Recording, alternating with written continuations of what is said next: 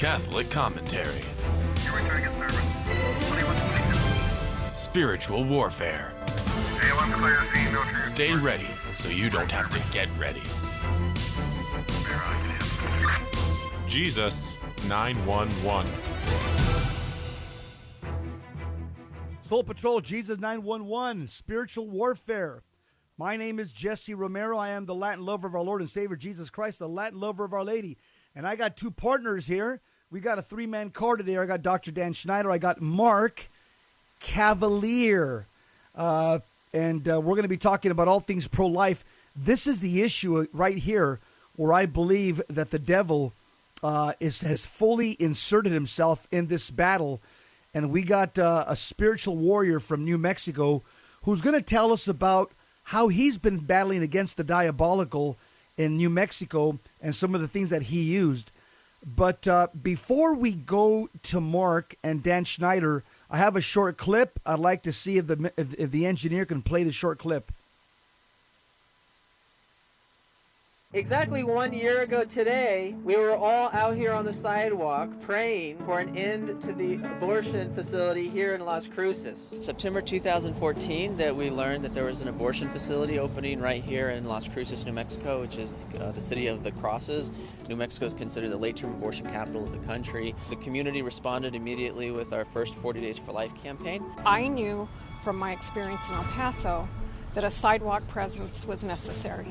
If this facility is operating full-time, fully staffed, fully funded to harm the women and the children of our community, how could we as a church only respond part-time? He looked at what was working well in other locations across the country. Going to these other Coalition for Life offices, learning from Sidewalk Advocates for Life, learning what works, what does not work, why doesn't it work, how can we tweak that so that it works here in Las Cruces, well, especially the Coalition for Life in St. Louis. We were really inspired by the video produced by Sidewalk Advocates for Life on the St. Louis method. So we started testing that out and we started seeing results. We started having people stop. We started having saves. We started having people redirected to our local pregnancy center. Many of the people that became sidewalk advocates also did 40 Days for Life. You know, it was almost like one group. He took an integrated approach and pulled the community together.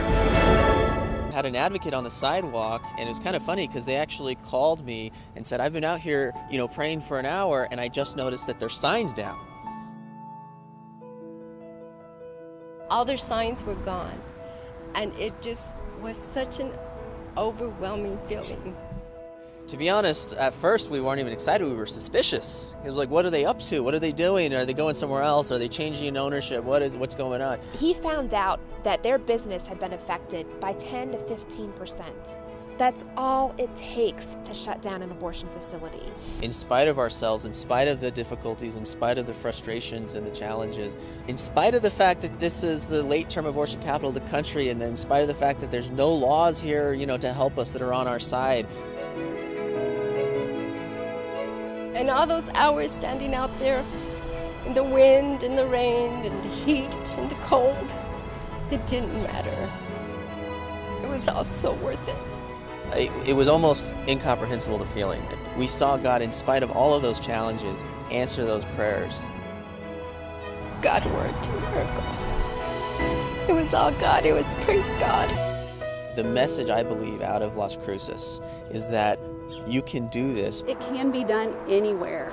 We've got programs in place that are effective and they work and they're proven. For those that really want a more systematic approach, here it is. You don't have to take away 100% of their business. It can be as simple as taking away 10%. Many times, just being out there in front of that abortion facility, their numbers go down. Every time a woman chooses not to go there and go to one of these life-affirming facilities, it cuts their bottom line and they will close their doors. I realized that I had been putting too much emphasis on asking Caesar to help my neighbor for me.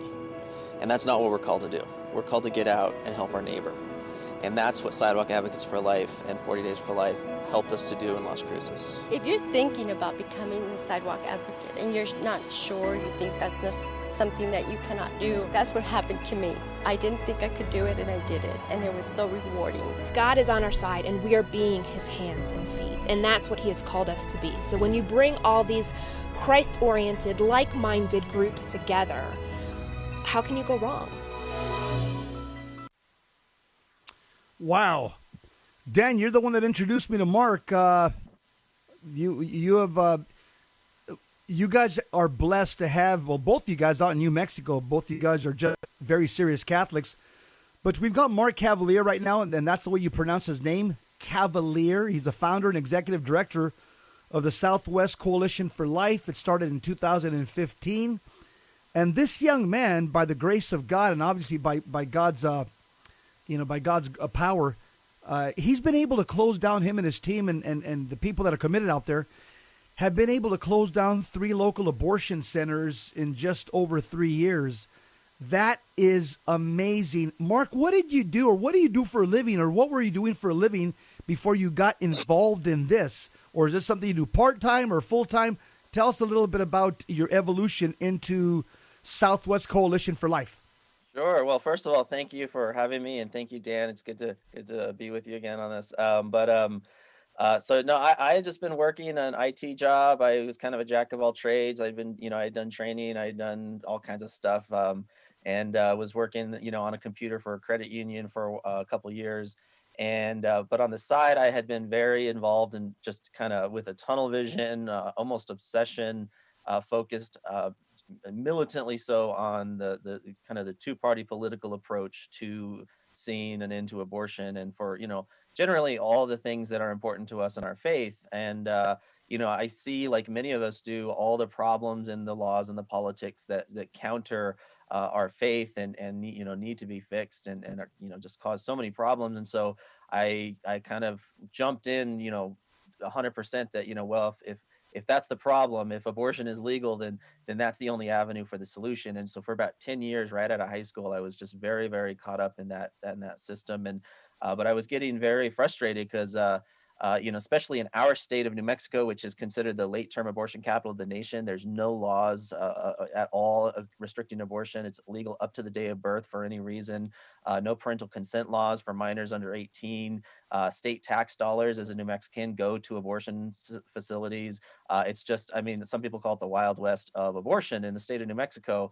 And so especially in this state, it was like banging my head against a wall with all my prayers and my efforts and my time and my expenses that I was putting into trying to make some traction on this issue, and not seeing any fruit for it. And every once in a while we'd have a little win, and then it would just seem like there were broken promises, or some political, felt stabbed in the back over something. And I kind of just was like frustrated, just walked away from it, just like, it's not getting anywhere, it's not worth the time and effort, and almost at the brink of despair. And little had I known, in hindsight, I just learned recently, my wife actually felt the call into pro-life ministry before I did. And she had brought it up to me at one point, and I just kind of was like dismissed as like, yeah, that's a nice idea, but let's actually do something here that works. And I had just had such tunnel vision. So she just started praying a bunch of novenas for me, and she actually prayed me out of that. And that's what got me kind of opened my eyes a little bit that, wait a minute, this isn't working. This isn't, I'm not getting the fruit for my efforts here. And then right about that time was when we learned in September 2014 that this abortion center was opening in our local town of Las Cruces, New Mexico. Las Cruces, of course, means the crosses, the city of the crosses. And while New Mexico is this late-term abortion capital of the nation, all those abortion facilities are clustered up in the northern part of the state around Albuquerque and Santa Fe. So I had never really addressed it directly in my hometown, and now suddenly this is coming into our community, and I realized, okay, like now it's time for me to put my money where my mouth is. And I had been a keyboard warrior. I debated the issue a lot, and I had done this and that. And I'd go in and every couple of years and I'd vote really hard, and okay, well, that's all as much as I can do, and we'll come back and try again next time. But now it's like now women, that we knew, women from our churches were going in for abortion right here. And I knew that I couldn't just sit on the sidelines and do nothing. I didn't know what to do.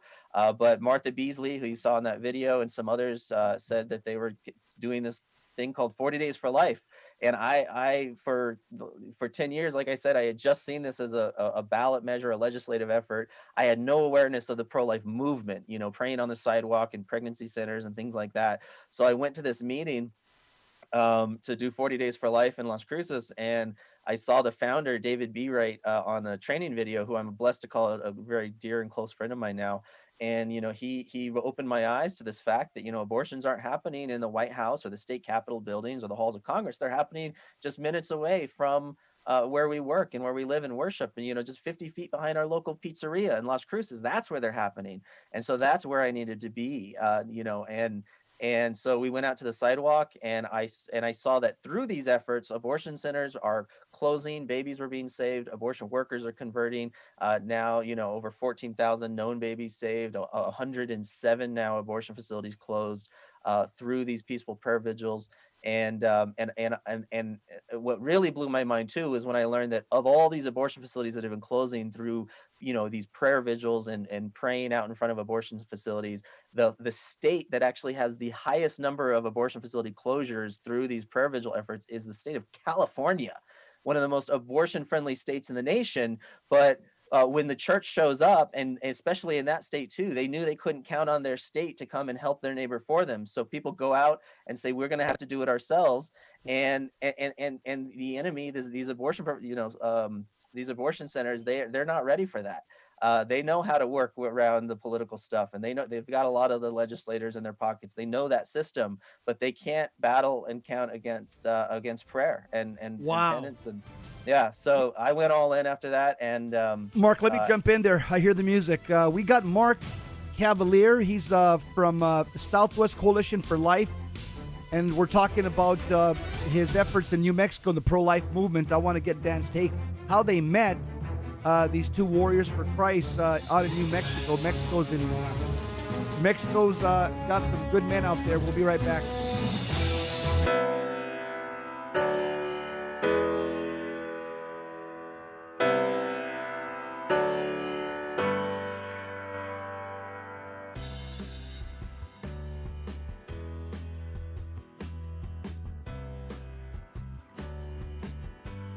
If you shop on Amazon.com, there's an easy way to support Virgin Most Powerful Radio.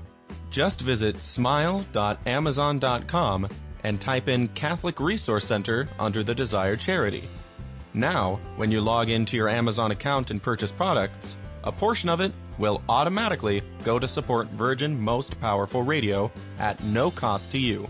Thanks in advance for supporting CRC and VMPR, and may God richly bless you and your family.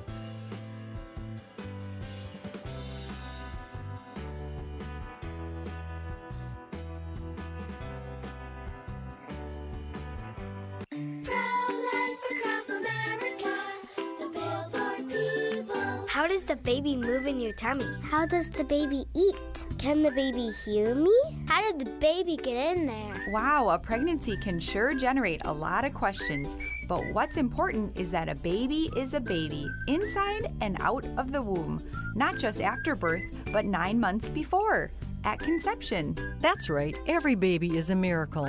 Hello, my name is Marianne Koharski. I'm the director of Pro-Life Across America. If you know someone who is pregnant or in need of alternatives or assistance or would like to support the work of Pro-Life Across America, please visit our website at prolifeacrossamerica.org, or better yet, simply dial pound 250 on your cell phone and say the keyword pro-life. Pro-Life Across America is non-political and totally educational. A baby's heart is beating 18 days from conception. Pro-life across America, the Billboard people. Buying or selling your home or your business property? This is Terry Barber. Real Estate for Life underwrites the Terry and Jesse Show, and they can connect you to one of 900 pro-life real estate agents around the world. And when they receive their referral fee, they will give 80% of it to a pro-life organization. Wow, that's 80%. realestateforlife.org, 877-LIFE, US 1.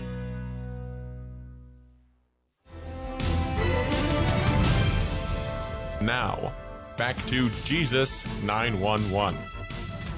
If this call is not an emergency, dial 888-526-2151. Jesus 911, Jess Romero. I've got Dr. Dan Schneider, Mark Cavaliere. I've just been talking to Mark and looking at some videos of this young man from the Southwest Coalition for Life out there in El Paso, Texas, and Las Cruces, New Mexico. That's where he operates. and he's doing a mighty work. He's a sword in the hands of God. Dan, how did you meet Mark? How did you guys cross paths? Yeah, I had just heard about this organization that was going to be protesting and prayerful protesting and doing prayerful resistance in front of an abortion clinic. So I just signed up. My wife and I signed up for an hour, throughout the week, and a couple hours we signed up, and I just ran into Mark there, and I realized this was before he had gone into this ministry full time, but I recognized immediately as a soldier, a true warrior in Christ, who was not just had a warrior's heart, but also very skilled strategically and tactically. In any battle, you've got strategy and you've got tactics. Strategy is the overarching panoramic view of the objectives, but tactics are specifically the hands-on practical application, how we can defeat the enemy. And so Mark has a good blending of both. There's a lot of good tacticians out there. There's a lot of good strategists out there. But Mark is one of those blessed individuals that does both of them very well. And we've seen the positive fruits of it. 3 clinics here in the region closed down in the last couple of years. It's just been fantastic. So that's where I got to meet Mark. And not only is he good at what he does, he's a very prayerful, holy man, prayerful man, a good Catholic. So just have been a blessing for me to know him, work with him. Dan, you and me were talking about Mark yesterday after I watched a few videos. And Mark, here's the metaphor I've got of you, Mark. I'm thinking of that movie, the movie 300. And you got the Persian messenger that comes up to King Leonidas, and he has a bunch of skulls of a bunch of dead kings. And he comes over here and basically says, you know what, man, I'm here giving a message from Xerxes, the king of Persia. You got to give up your kingdom, Leonidas. And, I mean, you talk about, hundreds of thousands of Persian soldiers versus 300. And King Leonidas just kind of turns his back and looks at his wife. His wife gives him the nod, and he turns around, kind of like your wife gave you the nod. He turns around and tells the messenger, you know what, we Spartans, we're not going to give it to you Persians. And he gives them a front kick. It was the front kick from hell. I mean, this would have made Chuck Norris and Bruce Lee, basically covet that front kick. That was the most. My name is Jesse Romero. We had some technical difficulties. The internet was down, and it's interesting. All of a sudden, we all started praying. Dan Schneider started praying. Mark started praying. Myself, and all of a sudden, the internet is back up. Not surprising. We're talking to Mark Cavaliere. Yes, and his name is pronounced just like the Chevy Cavalier, correct. He's the founder and the executive director of the Southwest Coalition for Life. He's based out of Las Cruces, New Mexico. And he's a former employee or businessman in the tech world. He was a tech guy, but he felt God calling him to the pro-life movement. And what's interesting about this young man is that as a result of embracing the church's teachings on the gospel of life, he's been able to close down 3 abortion clinics in 40 months. So he stands to me as an inspiration for every single man across the country. He did give us some good news as well. He said that the state that has more abortion clinics closing is the state of California. That is good news. That means that there's a lot of pro-life warriors in California. The fact that Mark would give us that news, and I'll ask him again when he comes back on. But as we're waiting for Mark and Dan Schneider, I just want to mention an old Catholic tradition about the 3 Hail Marys for spiritual purity. St. Paul tells us that for though we walk in the flesh, we do not war according to the flesh. For the weapons of our warfare are not carnal, but mighty to God unto the pulling down of fortifications. Dan, can you hear me? Donate again. How about you? You hear me? I can hear you. And it's funny, here we start talking about the devil's sacrament, abortion, and all of a sudden, the internet goes down in over in California, where we got the Virgin Most Powerful's headquarters. every single time there's a hot topic like this, the devil, he gets involved in the technology and he takes it down. But I know you started praying because I read your text. I was praying as well over here. And all of a sudden, as I finished my last prayer to Our Lady, the engineer says, hey, we're back up. Internet came back up. And so, thank Praise you, God. Blessed Virgin. Thank you, Mother Mary. We got Mark back. This is the thing. I'm back. Yes.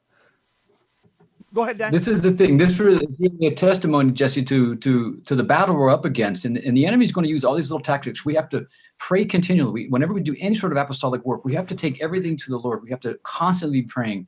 This is one of the things that I noticed with Mark. Everything that he does, everything that he's done to help save babies and to save souls is done in a prayerful way. And that's the only way we're going to win on the battlefield. That's right. Mark, glad to have you back. Just want to ask you again, tell us about some of the strategies. This is incredible that you've closed down 3 abortion clinics by the grace of God and your leadership, because it's your leadership. What can you tell us about strategies that you've used?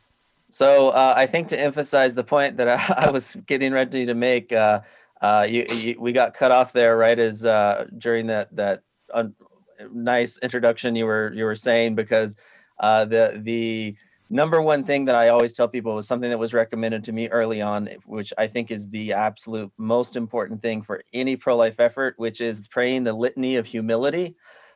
Because in pro-life work, the temptation of pride is always the gateway to our downfall.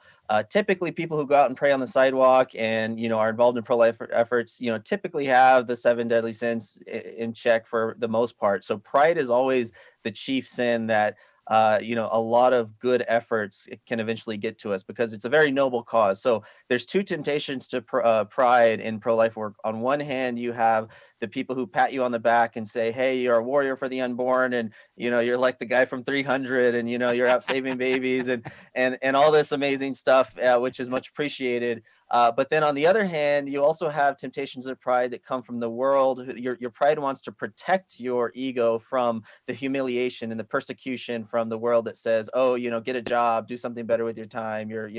And so the litany of humility addresses both of that. And, if you've never prayed it, I recommend everybody look it up. It addresses both of that by saying, first of all, deliver us from the desire of being loved and the desire of being honored and praised and esteemed. And it's not saying that being praised and loved and honored are bad, but what is our desire? Our desire is so that the moms and babies will be loved and honored and recognized and esteemed, not us. And so as soon as we make pro-life work about our organizations and our efforts and our prayer vigils and our marches that's our downfall. And so we have a very intentionally from the beginning, I train all of our team and all of our people that, and it surprises people at first when I say this, but we're not in the business of saving babies. And people are like, well, what do you even do then? We are in the business of empowering moms who, because when a mom chooses life in the face of this overwhelming culture of death that has been forming her conscience since she was knee high, and this billion-dollar abortion industry that is spending tons of money and pulling every trick in the book to prey upon her fears to get her to choose an abortion, and she chooses life in spite of that, in the face of that, she is the hero in that story. And we need to realize that and not take that away from her. So I don't take any credit. I've never saved a baby. We've never closed an abortion center. This is all because of the moms that if anything, we're just the sidekicks that reach out to empower her with the resources that she needs and the support that she needs so that she can save her baby from this predatory abortion industry. And that's what closes these abortion centers, because they're just in it for profit. Financial profit. And so when we get strategic and realize that and say, okay, yes, we want to save mom, we want to help moms, we want to save babies. But if we really want to shut down an abortion clinic, we need to hit them at their bottom line. And so how can we maximize turning every dollar away that goes into there? So whether someone's going there for abortion or they're going there for birth control or an STI test or something, every dollar that we can get to turn away is $1 closer to them shutting their doors permanently. So that's the overarching idea behind our strategy, is to hit them in the, and that's essentially what happened in Las Cruces. When they closed their hotline said, oh yeah, we had to close our Las Cruces branch because they were having financial trouble, because all of a sudden they weren't getting enough patients. And it's because for the last 8 months we had been out there with this strategy I can talk about more if you want, which is really based heavily on a lot of marketing and persuasion to persuade women to leave, so that they're suddenly, I mean, and even if you can get 30%, 10, 20, 30% of the women to leave, any business that from 1 month to the next loses 30% of their business, if anyone listening in business knows that you're not going to be able to stay in business for very long. And so it's kind of just going after them with a little bit of old-fashioned capitalism and saying, hey, if we want to compete with a culture of life versus a culture of death, right? Let's actually compete. We're more than ready for all the politicians and the legislators and the laws to come and join us and be on our side. But I'm not holding my breath in the meantime. So we got to work in the culture and the conditions and the environment that we are currently in to shut these places down in spite of that in the meantime. How important is spiritual warfare in combating abortion? Because you've told me you've seen that this is beyond political. You were caught up in the political, you said, for years, but you said this is beyond political. There's a spiritual dimension to it. Do you see that very clearly now? And do you do you see the hands of the diabolical in this industry?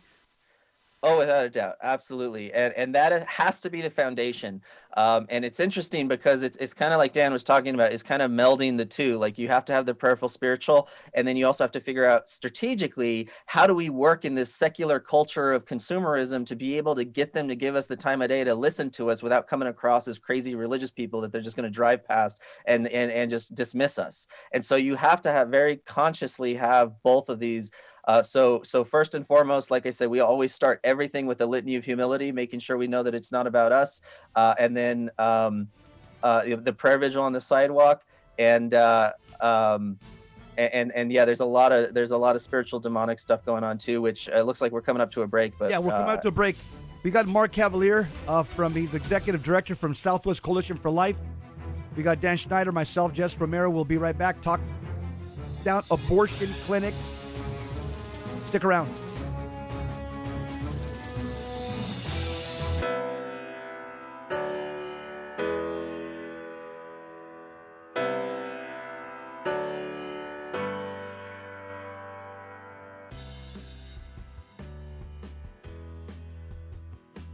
A great man once said that evil is powerless. Hands on Apologetics. You have entered into Virgin Most Powerful you and I have a Apologetics rendezvous with Dojo, when we destiny. go wall to wall. We'll with preserve for our defending, children this, the explaining, last sharing best the hope faith. of man on Master earth, but we'll Apologist sentence Carlo them to Broussard. take the last Carlo, step welcome into to Hands on 1,000 years of Apologetics. darkness. We're at war with the most dangerous enemy that has ever faced mankind in his long climb from the swamp to the stars. And it's been said, if we lose this war, and in so doing lose this great way of freedom of ours, history will report with the greatest astonishment that those that had the most to lose did the least to prevent it from happening. Well, I think it's high time now that we ask ourselves if we still even know the freedoms that were intended for us by our founding fathers. Every generation of Americans needs to know that freedom exists, not to do what you like, but having the right to do what you ought. You weren't made to fit in, my brothers and sisters. You are born to stand out. Set yourself apart from this corrupt generation. Be saints. God bless you.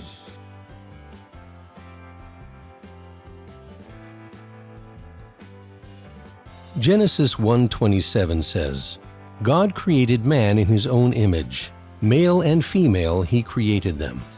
According to Pope St. John the 23rd, it is not true that some human beings are by nature superior and others inferior.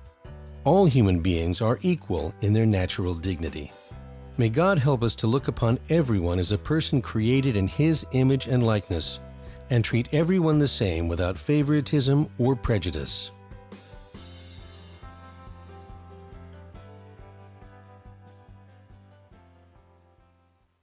Buying or selling your home or your business property? This is Terry Barber. Real Estate for Life underwrites the Terry and Jesse Show.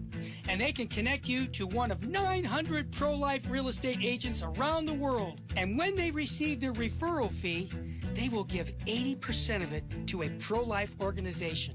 Wow, that's 80%. realestateforlife.org, 877-LIFE-US1.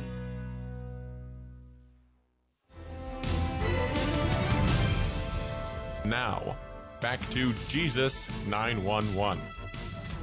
If this call is not an emergency, dial 888-526-2151.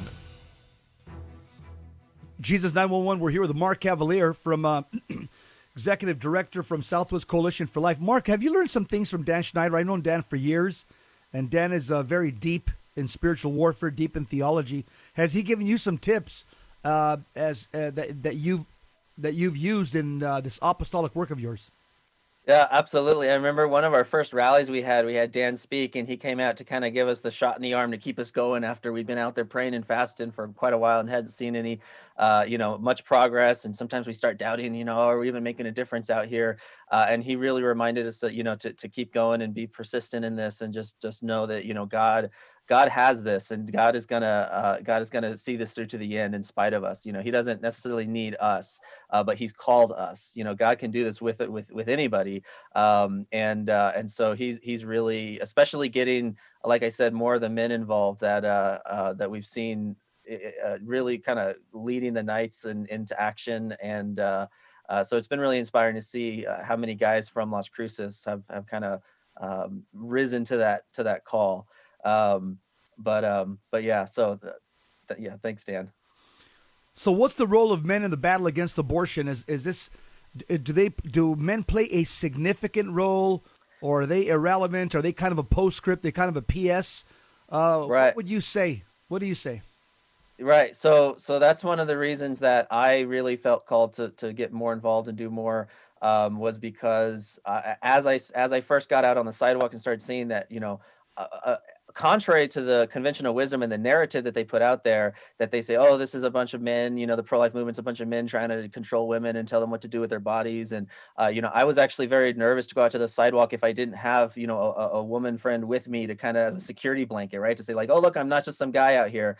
But really what I started realizing was that, I would say 75% of the pro-life movement, pro-life leaders, pro-life effort are all women. And you look at a lot of the big pro-life movements right now, and, women are having to step up and fill this void because men are being told, no, don't speak out on this issue. And those women that are speaking up are post-abortive. Usually they're women who've been harmed by this, and they want to help prevent other women from making the same mistake. And so they're stepping up into taking these leadership roles because we are failing them. And when I was on the sidewalk, I started realizing, there are women crying and there are children dying, but the men we're watching the game. We're failing to step into our God-given responsibility of protecting and defending women and children. And it says in James, in the book of James 1:27, it says, religion that God our Father accepts as pure and faultless is to look after orphans and widows in their distress and to keep oneself from being corrupted by the world. So it's integral to part of our faith, part of our religion is to help widows and orphans. And in today's world, in our modern culture, widows and orphans aren't the same as they were back in biblical times when, a widow couldn't provide for herself and would become, it's a little different now. But really, I think the crisis is what I would call spiritual widows and spiritual orphans, that women are being used and abused by men and they're being left and abandoned.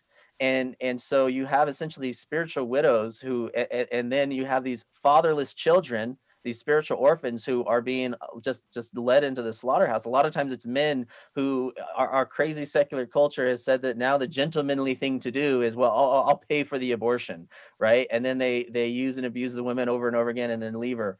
And so this is a fault of men. The whole abortion crisis is the fault of men. It was 9 men on the Supreme Court who imposed this violence of abortion upon women. It was men who worked to invent the contraceptives that have been the gateway to abortion, that have continued to allow men to treat women like objects and use them. It is constantly. In fact, the early feminist movement actually protested and opposed birth control, actually saying that women don't cost anything as lab rats, and they feed themselves and they clean their own cages and they pay for the doctor. And they said that we will not tolerate intimidation by these white-coated gods who are men antiseptically directing the lives of women. And so they consciously, Dr. Bernard Nathanson, who was one of an abortionist who later converted to the faith, he helped found NARAL and helped impose abortion on the nation. And he actually said it was a conscious strategic decision on their part to win over the feminists who opposed abortion and contraception, who saw this as a way for men to use them.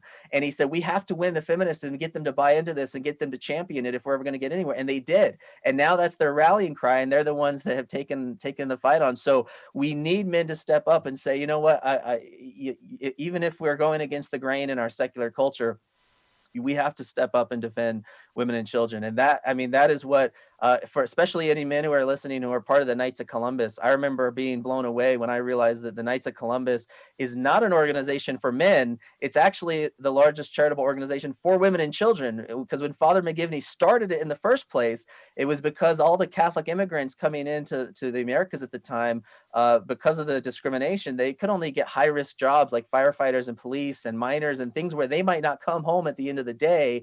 And when they lost their lives on the job, you would have a widow with children left behind. And so the state, the Puritan state, would come in and take the children away from her and put them with non-Catholic families so that they would lose their faith. And so Father McGivney he was being overwhelmed with all these widows he was trying to support coming to his parish. And so he said, we need to start a fraternity of brothers, of men who, when a brother night falls, the brother men will be there to support the women and the children who are left behind so that they can make it. And that this man's legacy and his family aren't torn apart after his death. And that's still to this day what the Knights of Columbus does. And that's a legacy not I didn't know. A lot of people don't know. So we need Knights of Columbus to say, we're going to fulfill on Father McGivney's vision and stand up to protect and defend women and children. Amen. Dan, you got a question for Mark?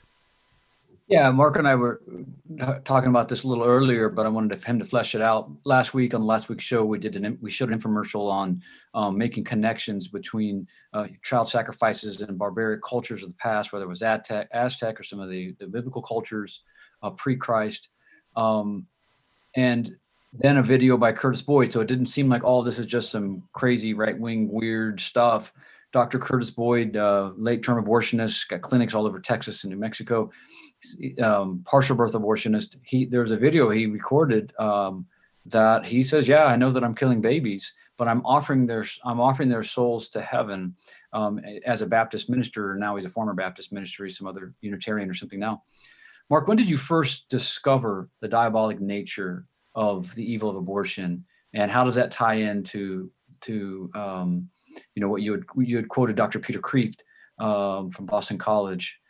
When did you first notice this, and when did you first make the connection between the deeper spiritual evils behind it, and not just the euphemisms of choice and women's empowerment, et cetera? Right. Yeah. Honestly, it's been a journey. It's little by little. It's like this onion I described that, like everyone kind of knows abortion is wrong, it's bad and something, but as you peel back the layers, it just gets worse and worse and worse until you see at its core, it's really exactly that. I mean, this is Dr. Peter Kreeft, the quote, he says that abortion is the Antichrist's demonic parody of the Eucharist. And that is why it actually uses the same holy words of Christ when they use as their anthem and their rally cry, this is my body. These are the words of Christ from the Last Supper when he says, this is my body. He's selflessly giving himself as the innocent on behalf of the sins of another person. Abortion flips that on its head, and it says, I'm the sinner, and I'm gonna sacrifice the innocent victim against their will, the baby against their will, to cover up my sins or so that I can have a better life. And they use the words of Christ when they say, this is my body. This is my choice. And that's what he said. It's this blasphemous opposite meaning of Christ. And so that was kind of when I had this like epiphany, like, oh my gosh, this is something so much more than I ever thought. It's not just killing babies. This is literally demonic. This is the devil's sacrament, and he's going to do everything at all costs to protect it. And so we've had local incidences where, you're out there and you see people drive by and cursing and giving, the flashing the devil's symbol with their hand. In El Paso, there was some really dark stuff going on at that abortion facility that just closed. And I remember one time somebody had been bringing stuff in and out of the abortion center and then left in a truck and rolled down their window, and they held up a book and they were shouting all this satanic stuff, and they had a book with a pentagram on it, and they're shouting at our prayer volunteers who are kneeling there in prayer. And then, there's a lot of stuff that's come to light recently. Zachary King was a big Satanist who had a conversion, and he exposed a lot that's been going on that where, they actually in this church of Satan, they actually have to consciously and intentionally break the 10 commandments. And so to break thou shalt not kill, they'll actually, impregnate women in these covens and then do abortions on them. And I mean, I don't even want to repeat, it gets worse than that, some of the stuff that he's revealed. But some people have actually become abortionists, or they'll be behind abortion clinics in the alleys doing these rituals. In fact, just a few months ago, the Satanic Temple has actually admitted this. This isn't some conspiracy theory. It sounds like it is, but they've actually gone on the record saying that they want to use this as a religious ritual in order to protect it from laws, saying that this satanic abortion ritual is their religious freedom, and so that like state laws that do waiting periods or make sure that women have a fully informed information, by saying you need to read this information before having an abortion or listen to the fetal heartbeat. They're saying that violates their abortion as a religious right to them, and they actually compare it to say, they actually say this quote, that it would be unconstitutional to require waiting periods before receiving Holy Communion, or it would be illegal to demand Muslims to seek counseling before Ramadan or something. So all these laws infringe our religious right to abortion. This is what, so they're going on the record saying this is religious for us. This is a sacrament for us. Okay, so this is, I mean, it doesn't get any more clear cut than that. Mark, a couple of words of inspiration before we wrap it up. How can people support your work? How can they help you? And if you want to give us just a few words of inspiration, give us about a minute and tell us, give us our marching orders for every Catholic Christian out there. You got 1 minute, go. I appreciate it. So if you want to learn more about us, you can go to our website at southwest.life. That's southwest.life. We got a big video. We just had a recent fundraising banquet with Sister Dee Dee Byrne, who was the sister from our Little Workers of the Sacred Heart, who spoke over the summer at the RNC nationally, and just reminding us that we're not just pro-life, we're pro-eternal life. And so don't let yourself get fooled into thinking that, if you just go in, and yes, we do have a civic duty, as a citizen, to go and vote pro-life and do that. That's super important. But don't for a minute think that that will suffice. When we get to the pearly gates, God's not going to say, oh, did you vote for a pro-life candidate? Say, what did you do to help moms? What did you do to end abortion?